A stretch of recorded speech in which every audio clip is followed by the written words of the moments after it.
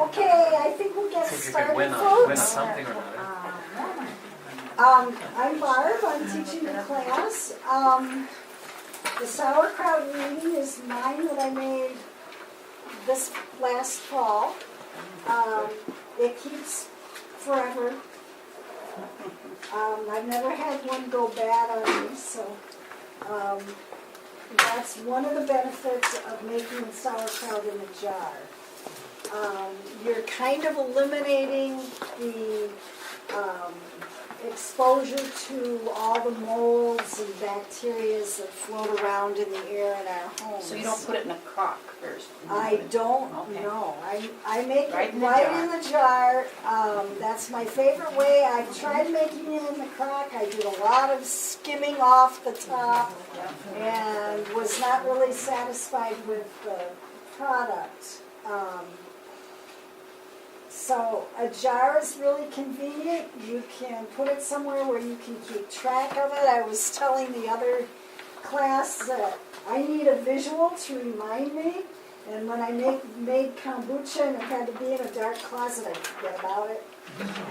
And then I'd end up with vinegar. When I make sauerkraut, once it's in the jars, I just use my faithful sauerkraut tub. It holds 6 jars. And so if I make a fairly big batch, I don't think I usually make more than 6 jars at a time. I just put it right in my office. And I can tell when it's cooking. I can watch when it's done. Because as it's fermenting, it will put off liquid. And when it's done, the liquid level goes down and it stops Just like dripping wine. out. So, kind of, except that it's a liquid instead of just the gas. And so then I know it's finished. And I can wipe off the jars and tighten down the lids and put it away. So it's really a very convenient, easy way. When I did it in a crock, I was always thinking, is it done? How do I know when it's done? What, Barb, what did you say, you know it's done in the jars when what happened? It stops producing more of the juice. Okay.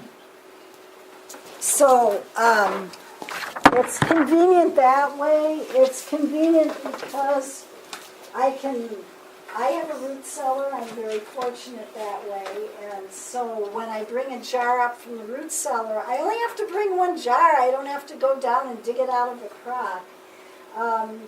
When people make it in a crock and then put it in jars, they might feel the need to process it. Well, if you subject sauerkraut to processing, that's high heat. That's going to kill all those nice beneficial bacteria that are one of the reasons that we should all be eating sauerkraut. So this way, I don't process it. It will actually seal itself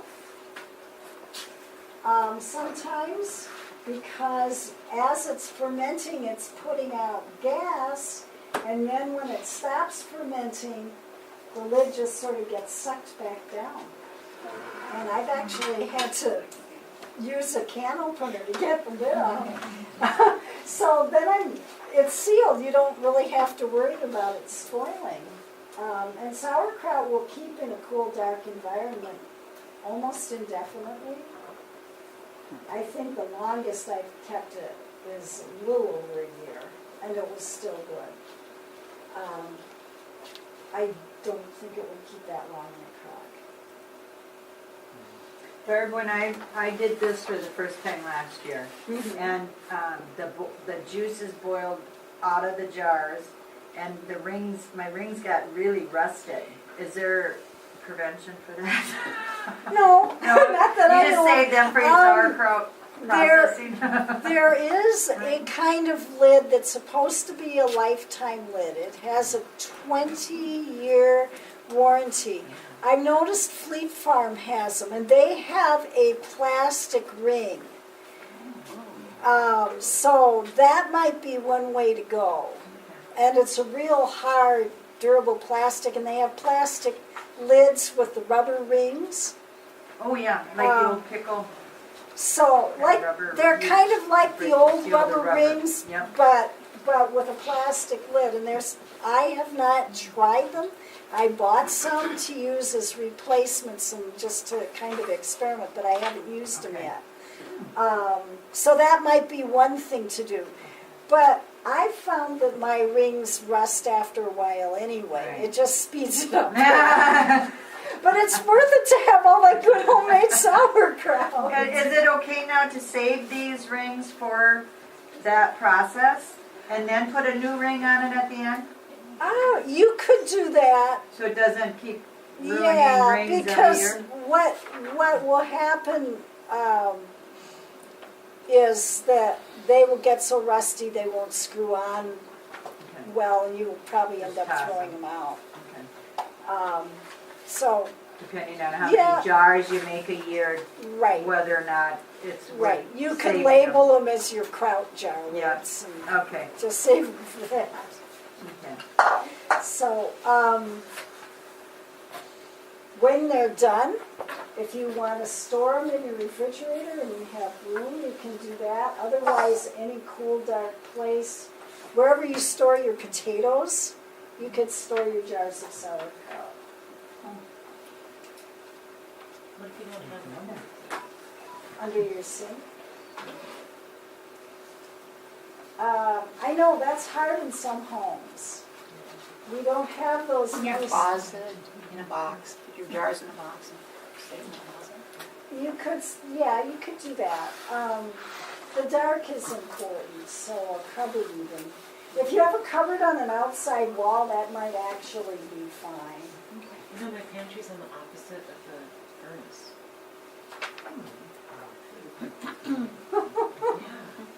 Mm. Well, if you experiment, you probably will find some place in your house that's a little cooler than everywhere else. In the fall, you could put the whole thing in like a cooler that you're not using and stick it in your garage, and it would be fine. In fact, I went to a food preservation class once, and the gal walked in with a cooler, and she said, "This is my root cellar." And she actually used the cooler that way. She put plastic bags of carrots, and in the fall she'd put it in the coolest place, like her garage. And then as the weather got colder, then she'd start moving the cooler to warmer places. But that might be an option for you. We don't have a garage either, but that's okay. I'll figure it out. I'm sure you can find something. I have great confidence. There are just a few rules for making sauerkraut. One is you have to slice it thin. You do not need a kraut cutter. I bought mine.